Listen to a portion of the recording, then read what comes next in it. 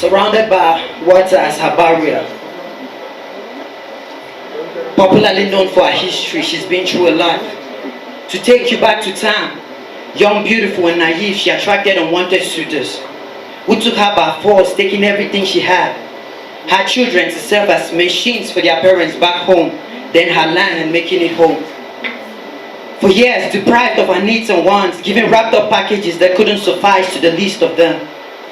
Culturally denigrated, broken families separated to the east and west, unknown to ever meet again. I wonder how we got here. I'm not saying there wasn't an exchange though, but I guess it's clear to read between the lines. What were the terms, as yet we still feel the hands of the French on our resources. I begin to wonder how it was back then. But time passed by and her wounds healed. Days to months and months to years, finally she gained sight and understanding that within her she's got all it takes to rise. Through the pain she became stronger.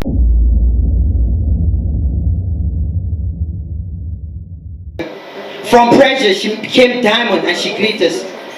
She finally reached maturity, you can tell by her fruit. They are all ripened and produce fine wine. And when he sips on, he's like, wow, this is good. He looks at her with a smile like, wow, you glow. Of course, after the rain, there's always a rainbow. Like a phoenix, she rose from the ashes and has her flag hoisted in every continent of the world. Represented in every sector, in economics and business, in sports and media, even in politics, the UN has been led by Kofi Annan. Clearly, you can get a global view. She has a stand. Finally, she made it, strong and able, great and powerful. And though with scars all over her, she's still beautiful. No need for cosmetics. But I wish to believe that was all true. I really do. I wish it was this vision of perfection as described. Something I could adore with so much I've got. But she's not. Let's let the scars stop for a minute. Because shamefully you stand exposed. And it beats my imagination. After all these years, after all you've acquired, you still can't afford suitable replacements for your clothing that were stripped off. I'm not trying to take away everything good you've done. You've provided food for me. Yes, you've been a provider. You've spoken words in discomfort. You've been a comforter. And you've held me under your wings. You've been my shelter. But lately, I wonder where the heat went. As I've lost your warmth and I'm lost in cold. I'm losing strength as the breast I feed from is running dry. And the heartbeat I used to hear no longer beats strongly as before. It's like you're turning cold. And with all these wrinkles underneath your cosmetics, I'm beginning to suggest an early menopause. I wonder if you're bringing things too. Because lately you've been acting dumb. How you left from telling your daughters to wait for sex until marriage, to telling them you can do it now but play it safe. What happened to abstinence being the measure key, to us turning our backs to contraceptives and pills? It's funny, a baby is even much more prevented than STDs. I begin to wonder if you were truly taken by force and assaulted, or you just lay there and spread your legs like here. If you want it, you can have it with all pleasure. I guess it's clear to see what that got us. A messed up system. And even worse for me, a brother that looks just like his father. Completely assimilated and transformed into his ways. I don't claim perfection, but I can barely breathe in his presence. He's been trying to kill me.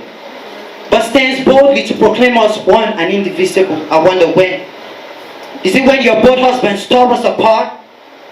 Or when for years now he's placed his arms around my shoulders and giving me a dose like you're the man that made away with my pocket money, leaving me with nothing but bruises and stab wounds.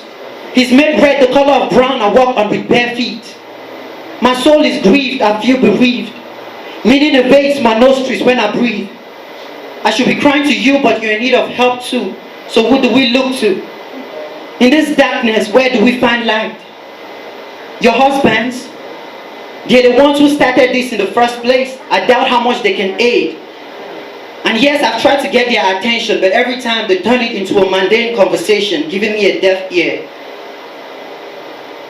I've thought of turning back to our old ways and doctrines, to our saviors we made with our hands, but they are all dead and buried.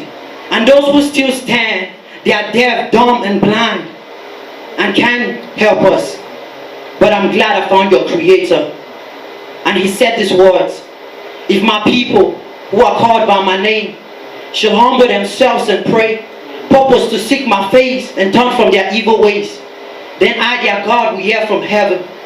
I will come to them and wipe their tears, take away their heavy burdens and give them rest, war their terror and bring peace.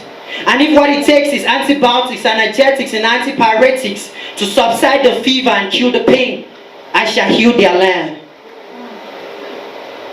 Yes, I shall heal their land. Zita Light said all is not lost yet. There's still hope for a sleeping dog. I guess it's clear to see I'm going through hell yet, but still I smile.